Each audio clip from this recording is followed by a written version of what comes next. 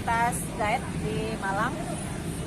Nanti saya cerita kita ada apa aja di dalam, bagaimana apa yang harus ini sebagai cerita tentang sejarah aja.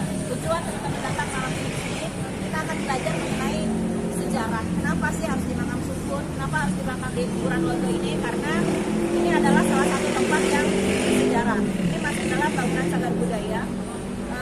Nanti saya cerita juga sejarahnya kenapa bisa sampai ada makam Belanda di sini atau makam Eropa. Jadi saya cerita itu. Terus juga tujuannya teman-teman malam ini sekali lagi mohon diingat kita cerita tentang sejarah. Kenapa malam hari? Karena biar teman-teman konsentrasi, tidak ada suara-suara lainnya. Karena ini juga makam ini juga masih digunakan sebagai makam umum. Jadi juga kalau siang mungkin akan mengganggu ketika ada yang ziarah gitu ya. Nah, kalau misalkan teman-teman punya tujuan lainnya, silakan dikip di dalam hati aja, tidak perlu diungkapkan.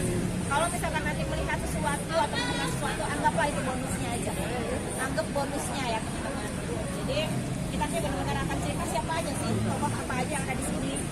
Selain makam orang-orang Eropa ada apa aja dan kenapa bangunannya bentuknya seperti ini.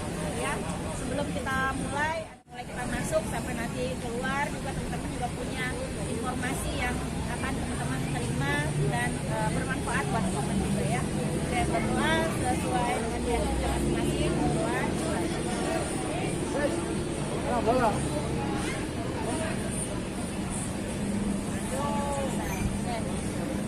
Langsung saja ya.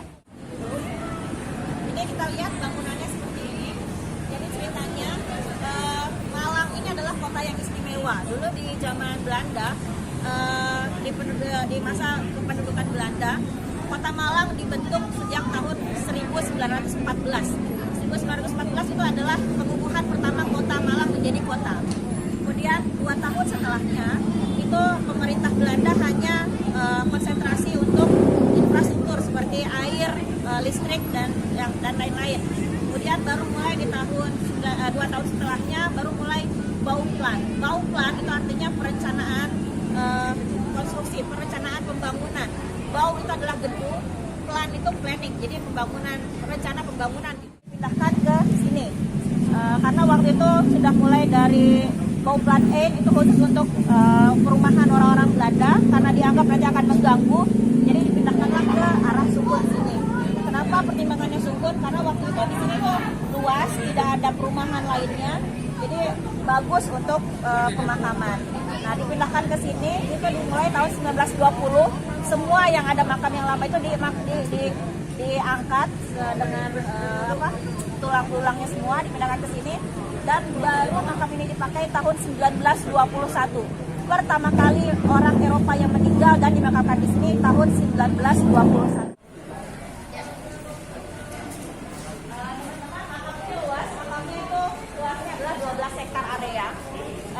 Di sini juga bukan hanya ada makam Eropa, dulu namanya adalah Europees Begraafplaats Sukun te Malang.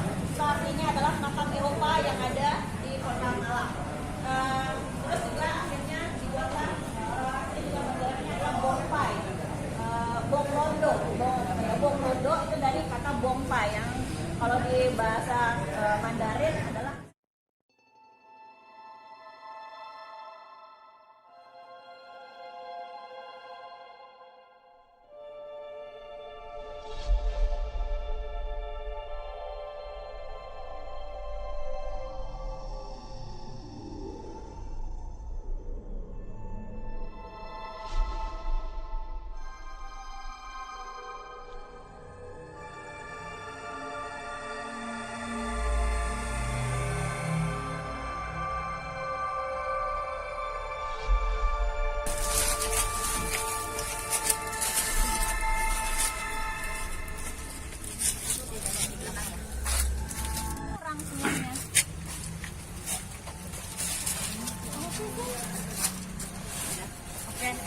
teman-teman, kita sekarang ada di depan makamnya G.C.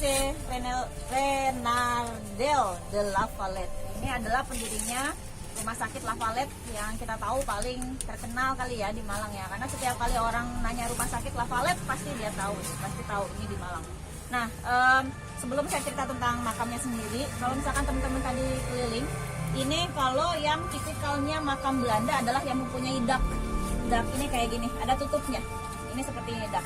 Nah, kalau yang lain dia. Jadi Amolet Oprichter Lavalette Clinic, pendiri rumah sakit, pendiri kliniknya Lavalette. Jadi beliau ini dimakamkan berdua dengan istrinya. Gitu.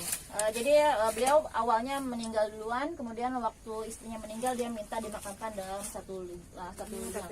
Iya. Nah, di sini teman-teman juga lihat kalau misalkan ada begini nih, ada apa namanya ini, karena dulu ini dipakai sebagai selambu. Jadi banyak di sini itu makam-makam yang pakai selambu kayak gini, karena dulu yang dimakamkan di sini adalah orang-orang yang memang mempunyai kedudukan, terus juga orang-orang penting. Jadi mereka pengen istimewa sebetulnya waktu itu. Nah, kita jarang tahu yang mana makamnya, ini juga jarang didatangi. Mungkin ada baiknya kita mengucapkan terima kasih sama beliau pakai bahasa Belanda karena beliau adalah orang Belanda. Bahasa Belanda untuk terima kasih adalah bedankt, meneer. Jadi nanti saya bilang 1, 2, 3, kita bilang bedankt meneer Lavalette. Oke, 1, 2, 3. Bedankt meneer Lavalette. Oke. Kita lanjut ke makam lainnya.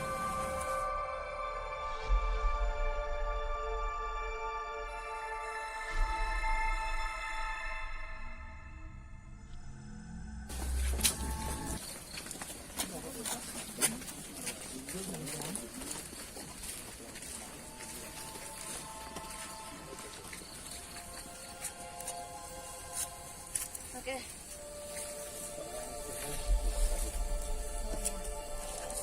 Ya. Maju.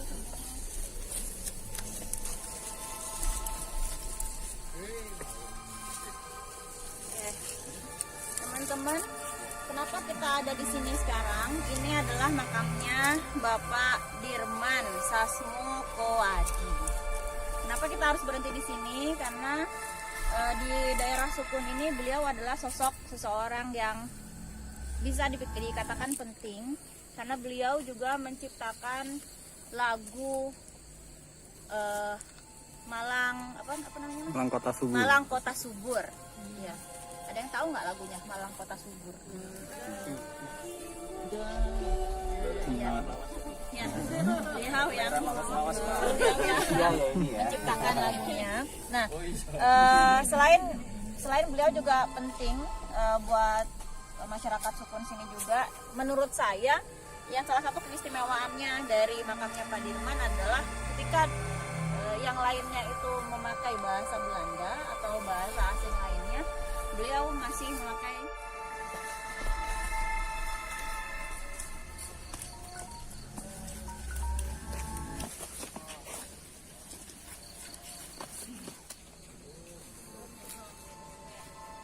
urban legendnya di sini. Jadi kalau misalkan teman-teman katanya malam di sini ini terdengar suaranya. Nah, kenapa saya berdiri di sini juga? Sekalian pengen cerita bahwa dulu di sini itu banyak sekali patung-patung yang bagus sebetulnya. Ada patung angel, karena dulu orang Belanda itu atau orang-orang Eropa, mereka pengen membuat suatu makam itu menjadi istimewa, lebih lain daripada yang lainnya. Nah, salah satunya adalah biasanya ada patung-patung angel-angelnya itu ya. Tapi sayangnya banyak yang hilang. Terus juga ada beberapa marmer makam yang namanya juga hilang. Paling banyak ketika hilang itu waktu zamannya batu akik, karena marmer-marmer di sini itu kebanyakan memang diimpor langsung dari Italia, jadi mahal memang. Nah, salah satunya yang masih ada itu yang di kerangkeng ini di belakang, itu masih ada patungnya, tapi beberapa minggu kemarin dia rubuh ke belakang. Jadi kalau ada teman-teman yang di sini, ada yang bisa nebak nggak? Ada yang merasa paling ganteng nggak di kelompok ini? Kalau ada yang merasa paling ganteng di kelompok ini, nanti bisa kenalan sama namanya Maria. Maria itu suka berdiri di sini. Halo Maria. Maria itu suka berdiri di sini. Dia noni Belanda. Rambutnya warnanya agak merah, gini, pakai bajunya putih berenda. Nah, kalau nanti ada yang merasa dimimpin oleh Maria, berarti Anda ditaksir sama Maria. Oh, baik. Ya. Kalau nanti malam ada yang dimimpiin sama Maria, berarti kalian ditaksir sama Maria. Gitu, Maria. Ya, berarti Anda tidak ganteng benar ya. Kalau yang agak-agak dipeng gitu.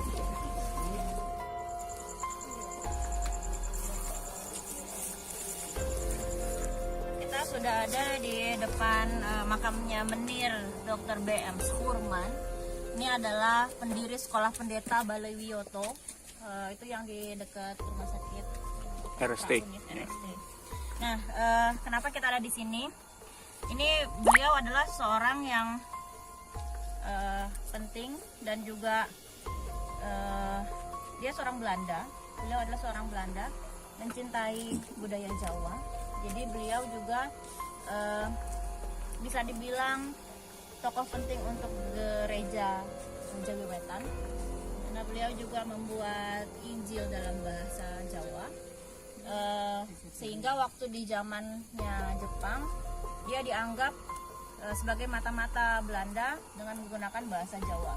Akhirnya beliau ditangkap oleh Kempeitai atau tentara Jepang dan langsung di penjara. Jadi kita tahu kisahnya adalah baru dibuat seperti ini sama cucunya baru dibuat. Jadi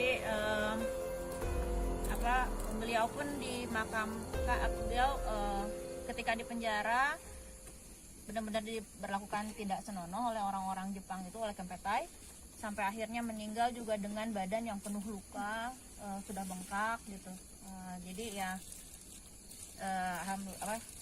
alhamdulillah udah sekarang sudah bagus begini, karena dulu tuh nggak begini. Oke, sekarang kita jalan lagi, teman-teman.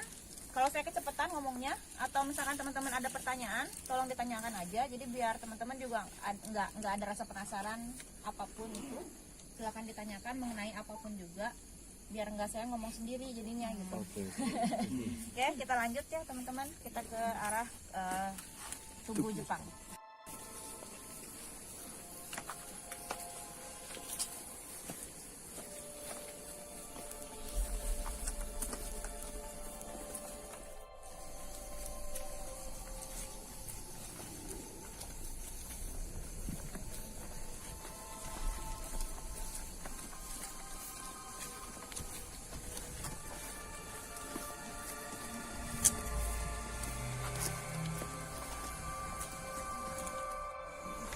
Sini ceritanya,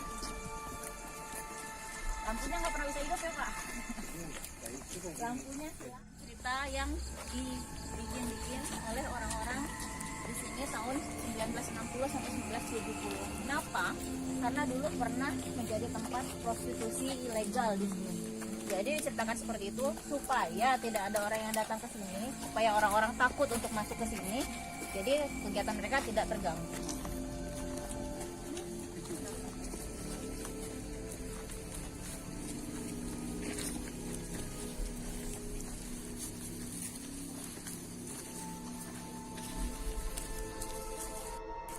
Ini adalah waktu masanya kependudukan Jepang. Ini juga dipakai sebagai tempat untuk memakamkan warga-warga Jepang dari mulai tentara sampai sipil.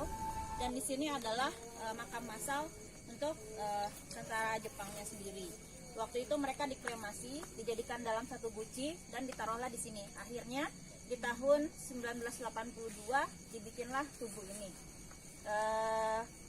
Acara penghormatannya itu dimulai dari tahun 1976, sudah digagas oleh oleh konjen Jepang yang ada di Surabaya, dan acaranya itu setiap tahun di bulan Oktober kita datang ke sini. Nah, ini bentuknya bulat. Kenapa saya bisa tahu ada 50 orang yang dimakamkan di sini? Karena di belakangnya tertera nama-namanya mereka. Di sini teman-teman kita harus ikuti budayanya mereka. Bagaimana cara kita untuk datang ke sini? Kita mengikuti tata caranya orang-orang Jepang ketika upacara penghormatan leluhur. Nanti teman-teman satu persatu berdiri di sini dulu. Berdiri di sini, membungkuk, bilang dalam hati arigato atau 1, 2, 3 gitu. Nanti maju ke depan, di tengah tugu itu nanti nunduk lagi. Setelah itu balik lewat ke sana. Ya, jadi dari kiri ke kanan. Itu tradisinya mereka seperti itu. Kenapa? Karena kalau di Jepang mereka percaya bahwa apapun itu selalu harus dari kiri dan kanan. Dari kiri kemudian ke kanan, karena dari yang buruk akan menjadi baik. Menulis pun sama, dari kiri terus ke kanan gitu. Saya mulai, nanti setelah itu teman-teman bisa bergantian, bisa juga muter ke belakang, nanti turun dari sana. Nanti habis itu kita diskusi sebentar, baru kita lanjutkan lagi perjalanan dia.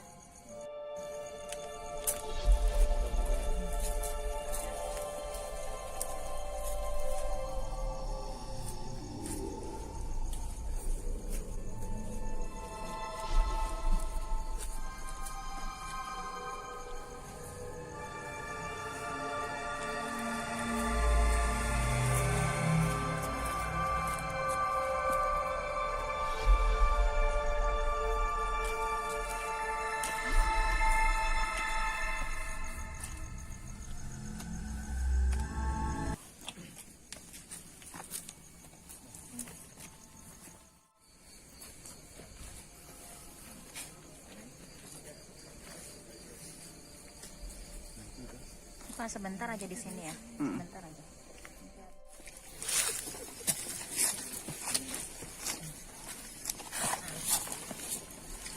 Kita sekedar cerita aja. Kalau dulu ada teman-teman yang paham gitu ya, atau bisa melihat-lihat katanya, saya sih nggak tahu. Katanya di sini nih tempat yang ideal buat berkumpul kayak alun-alun, katanya gitu. Nah, dari tadi teman-teman selama jalan sini ada nggak pertanyaan apa kek, atau ngomong apa, pengen tahu apa, ada pertanyaan yang ganjal atau gimana? Bisa kita istirahat dulu karena kita nanti perjalanan masih agak jauh. Kita mau ke arah Pasturan, belum juga kita berhenti di salah satu makam anggota Freemason. Setelah itu baru kita balik ke depan. Di sini kita diskusi sebentar, kira-kira ada teman-teman yang mau menanyakan apa gitu. Kalau dulu sih teman-teman di sini bilang ada beberapa yang ketika datang ke sini ngerasa sakit perutnya atau ngerasa lehernya sakit. Mungkin ya, karena waktu saya tanya dulu sama Bapak Masaki Tani, konjen Jepang, beliau bilang kalau misalkan dari tipikal orang Jepang sendiri, kemungkinan, karena dulu juga dia bilang beliau nggak tahu ya siapa aja dimakamkan di sini juga, maksudnya posisinya sebagai apa. Tapi ketika dulu masa Jepang itu, ketika mereka harus kembali ke negaranya, orang Jepang ini pride-nya tinggi. Orang Jepang tidak mau mengakui kekalahan. Jadi lebih baik harakiri daripada mereka harus pulang ke negaranya terus dipermalukan. Nah, salah satunya mungkin katanya perutnya sakit mungkin karena ada beberapa yang memang harakiri gitu. Mungkin, saya nggak tahu. Nah, jika saya memikirkan bahwa ketika masa pendudukan Jepang, otomatis kan orang-orang Jepang tuh yang benar-benar kesini gitu ya, misalnya orang-orang Belanda udah mulai menghilang, udah mulai kembali ke negaranya gitu. Bahkan juga kalau misalkan saya bawa tamu orang Belanda, mereka selalu cerita ketakutannya mereka ketika itu. Semua keluarga bilang Nippon koma, artinya adalah orang Jepang datang gitu. Setiap kali kemana-mana mereka selalu bilang Vorsichtig mit Nippon, hati-hati sama orang Jepang gitu. Jadi mungkin kan karena dulu sudah diduduki oleh Jepang, jadi akhirnya memang dipakai untuk memakamkan orang Jepang. Mungkin seperti itu ya. Jadi nggak ada ininya sih, maksudnya ketakutannya gimana, karena kan memang kedudukan Belanda juga waktu sudah mau selesai kan. Maksudnya ada baiknya juga dari orang Nippon itu, karena mereka tidak mengubur atau menghilangkan semua kayak makam dari orang-orang yang istilahnya public figurnya dari Belanda gitu yang ada di sini gitu. Biasanya kan kalau kita tahu ketika Jepang sudah merajai satu tempat, itu dia akan menghapus semua dari musuh-musuhnya gitu. Mungkin begitu, ada benarnya katanya Mas gitu ya. Cuma balik lagi sih, kalau saya pikir dulu kan juga orang-orang Jepang juga membutuhkan suatu tempat gitu, misalnya kayak ada beberapa loji gitu kan yang memang dipakai akhirnya sama orang-orang Jepang juga kan gitu, karena mereka juga butuh tempat untuk berkumpul kumpul dan lain-lainnya gitu. Mungkin ada beberapa tempat yang mungkin mereka pikir nggak usah di iniin deh gitu, karena kita butuh juga mungkin kayak gitu ya. Saya juga nggak tahu karena saya di masa itu kan kita belum lahir. Iya benar.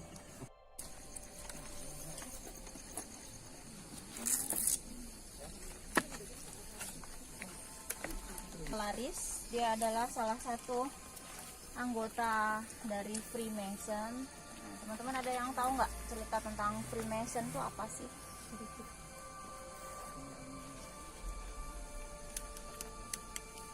Ada yang pernah dengar nggak Freemason itu apa? Pernah. Pernah sih dengar. Ya. Cuma ada beberapa orang yang gini, ada beberapa yang apa ya, berdiskusi, berdebat tentang apakah Freemason itu sama dengan Illuminati gitu, sekte, sesuatu sekte atau ajaran apa gitu ya yang dari Yahudi dan lain-lain gitu.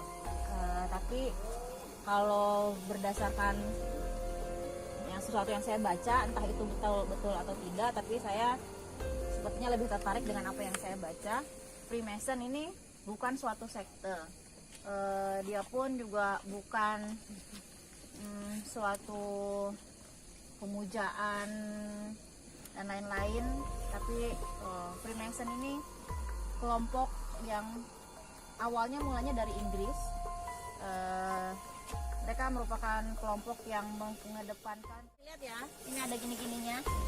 Dulu ini dibikin dari tutupnya petinya orang Belanda, karena dulu kayu ini kan kayu petinya itu tuh kayu-kayu bagus, jadi banyak dulu itu dibawa pulang sama orang-orang di sini dijadikan lemari atau meja, tapi akhirnya nggak jadi lagi. Kenapa? Karena katanya mejanya jalan-jalan sendiri, bawa sendiri, jadi akhirnya dikembalikan. Yang karambol itu bisa Main sendiri. Bisa main sendiri, jadi karambol main sendiri katanya ada itu. di kampung saya. Di sini ini bisa diam mulai harus sampai pagi.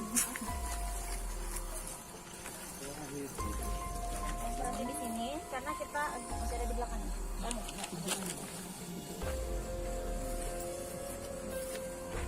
Ini karena mulai dari sini kita sudah masuk ke komplek kepasturan.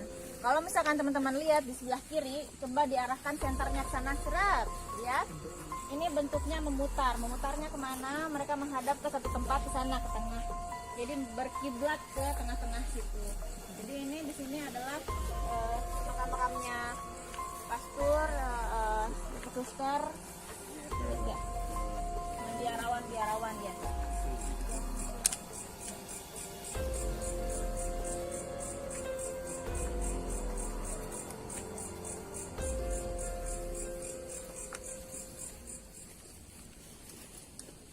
Ya, teman-teman.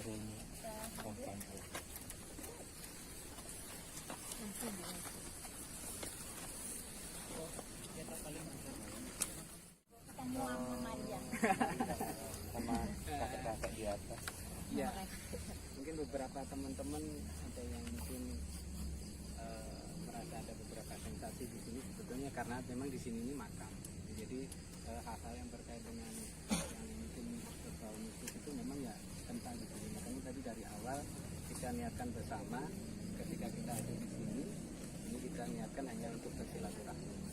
Jadi kita bersilaturahmi, kita izin bertamu kepada beliau dan insya Allah mungkin nanti sedikit kita bisa mengadakan interaksi dengan beliau yang ada di sini melalui proses mediator yang kemarin sempat teman-teman juga minta untuk bisa lebih ada kesan, mungkin kemarin mintanya teman-teman seperti itu.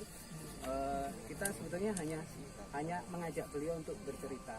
Kita mengajak beliau untuk menceritakan hal-hal yang lalu yang mungkin kita perlu tahu dan apa yang bagi kita sekarang yang masih hidup, pesan-pesan dari beliau supaya nanti kita bisa jadi lebih baik lagi. Mungkin nanti sambil teman-teman istirahat, nah kita bisa melakukan mediator. Cuman saya mohon izin kepada teman-teman kalau nanti ada yang mengambil video atau gambarnya untuk dipublikasikan, saya harap di blur ya untuk Ancah sama ini mungkin mediatornya saya mohon izin karena dia pemalu malu katanya. Enggak gitu, cuman jangan diekspos gitu. Cuman mohon izin kalau nanti memang harus dipublikasikan itu jujur ya untuk publikasi yang benar.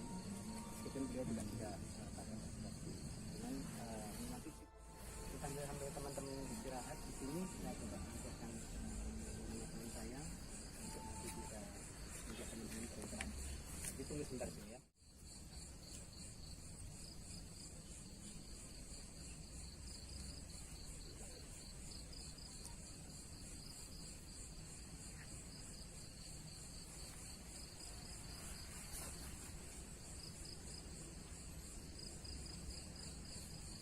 Dimatiin dulu bentar. Apa nanti untuk nari-nari joget cara nanti. Kalau di sini beliau kita ajak untuk bercerita seperti itu. Jadi nanti di antara teman-teman kita bisa ngobrol, menanyakan kira-kira hal-hal apa yang ingin ketahui tentang itu. Sudah kita minta dulu, mohon.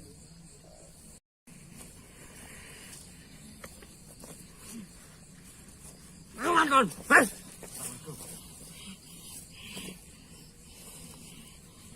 Salah satu yang tahu ada apa gitu.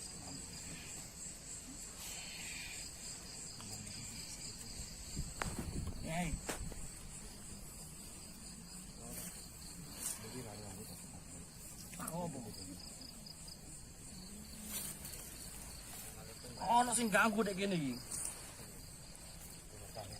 Ya ojo sing ngetes-ngetes. Mohon itu bagi teman-teman. Jadi sekali lagi saya sampaikan bahwa kita hari ini kami berniat bersilaturahmi. Jadi jangan sampai ada niatan lain. Mungkin ada teman-teman yang mungkin punya pengertian tersendiri. Saya harap tidak merendahkan diri kita. Kita istilahnya silaturahmi di sini dengan niatan baik, dengan sopan santun, sehingga kita tidak ada niatan lain sekedar untuk kita saling bersilaturahmi. Jadi ada yang mungkin merasa ada hal yang dia perlu ditunjukkan, sementara ini mohon ditahan dulu ya, karena kita niatnya di sini untuk teman-teman semua hanya untuk mengajak kalian berkomunikasi. Mohon disimpan ya.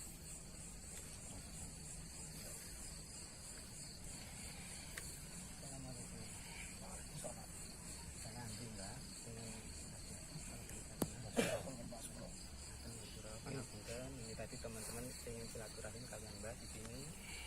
Jadi hanya pengen panggilan. Aku mulai kono wis delok-delok. Nggih. Nah, nggih. Niatnya tadi baik, teman-teman hanya kepingin melestarikan yang ada di sini. Jadi insya Allah kepingin teman-teman menjaga di sini supaya nanti jadi lebih terawat, jadi lebih baik. Nah teman-teman ini pengen dapat cerita mbak. Dari di sini ini ada cerita apa sebetulnya di kuburan London zaman dulu mbak? Ini sakit serius mbak. Coba akeh. Nggih, monggo ngaturaken. Terus pundi? Ngapunten. Sampun berapa lama Mbak ada di sini Mbak? Tahu apa? Tahun 45 Mbak. Mati di kono. Ikut berjuang Mbak waktu dulu zaman perang. Yo,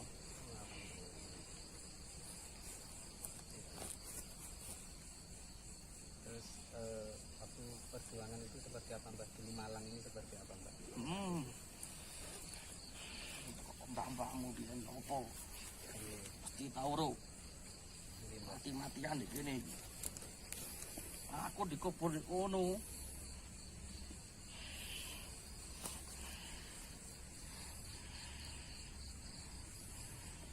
Di kali Londo kali Jepang itu kan Mbak. Yo, Semarang waktu itu ya perjuangannya ya, kuat nih Mbak waktu itu perlawanan ini Mbak. Yang paling seru itu pertempuran apa Mbak teng Malang ini Mbak? kebanyakan adu domba. Adu domba. Foto bangsa dewi.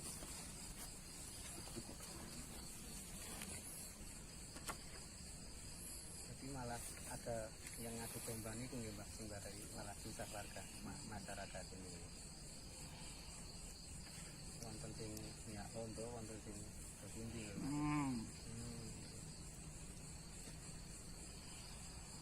Mungkin kalau teman-teman ada yang ditanyakan boleh Mbak, boleh atur untuk tangga jenengan Mbak.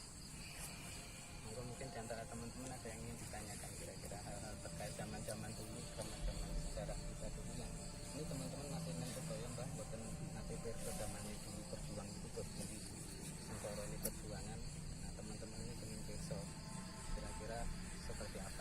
yang mau ditanyakan teman-teman silakan.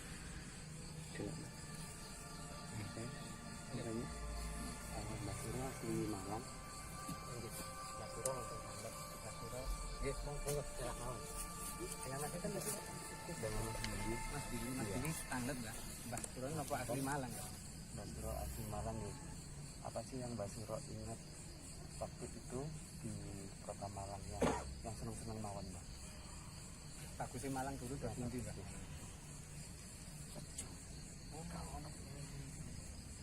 Nyaman. Enak gitu sama itu. Pertama ono apa gampang. Sing ana duit. Enak. Saiki iki zaman Enten kali riyen ya, Bang. Beda dengan dahulu. waktu itu dulu itu waktu Mbak masih ada waktu pemerintahnya siapa Mbak di kota Malang ini Mbak? Ampun zaman merdeka, ampun merdeka jarang, Mbak. Di belakang itu. Oh masih belum.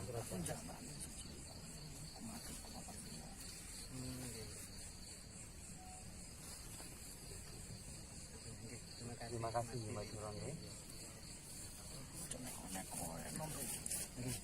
Mbak, terus pundi pesene Mbak kalau untuk teman-teman muda sekarang sing Joko negara niki akeh dadi pewaris ini pesene terus pundi Mbak?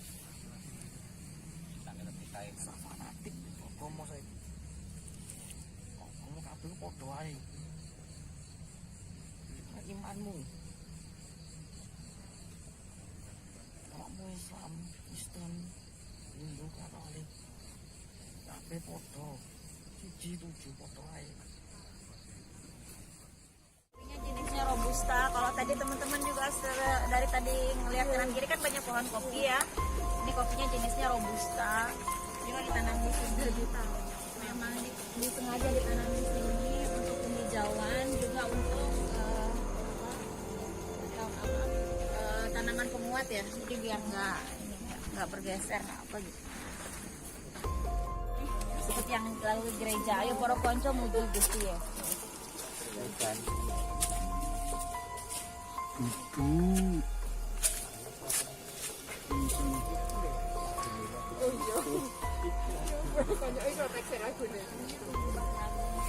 Ayo para konco. Biasanya dinyanyikan di gereja.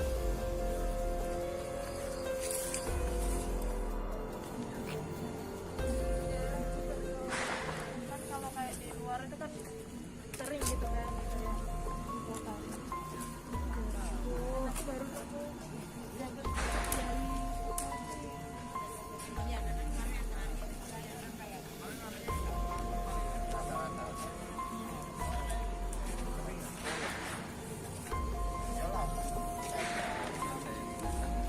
kita bilangin dulu di sini ya. Ini kan udah selesai ya, kita ke depan kan. Ya, teman-teman kita udah hampir ada di penghujung acara. Terima kasih banyak teman-teman udah mau mendengarkan saya yang membosankan ini. Jadi mudah-mudahan teman-teman punya cerita yang bisa diceritakan kembali malam ini ya, pengalamannya seperti apa. Juga diharapkan juga teman-teman bercerita bahwa makam Sukun ini bukan hanya sekedar makam Kristiani yang di depannya ada pom bensin, cuma itu aja. Biasanya orang-orang nanya ya makam mana sih? Itu makam pom bensin. Sekarang kan teman-teman mungkin udah punya ceritanya, ternyata di sini juga banyak sejarahnya, banyak cerita yang bisa diambil juga. Seluas apa sih sampai bisa ada tugu Jepang di situ gitu dan lain-lain. Bahkan tentang kopinya, kopi robusta, kopi tulang itu bisa diceritakan ke teman-teman lainnya. Saya pribadi terima kasih banyak. Mohon maaf kalau banyak kekurangan. Setelah ini teman-teman bisa ngopi di luar. Bisa juga ada hiburan yang disajikan oleh teman-teman dari Pop Darwis. Mudah-mudahan kita ketemu lagi di lain kesempatan teman-teman. Terima kasih banyak. Kita tadi dimulai dengan doa di depan. Sekarang kita mau pamitan juga. Tadi kita masuk ke rumahnya orang, kita pamit. Sekarang kita mau pulang dulu, kita pamit. Kita harap semua teman-teman yang tadi kita datangi, orang-orang penting yang kita datangi, semoga juga mereka menerima doa kita yang baik-baiknya. Doa dimulai.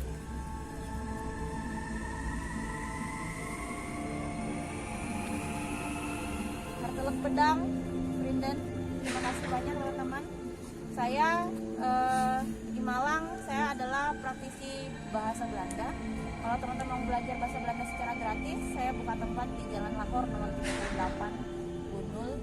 Silakan hubungi saya kalau mau belajar tentang bahasa Belanda. Terima kasih banyak semua. Sama-sama. Ayo kita ke depan.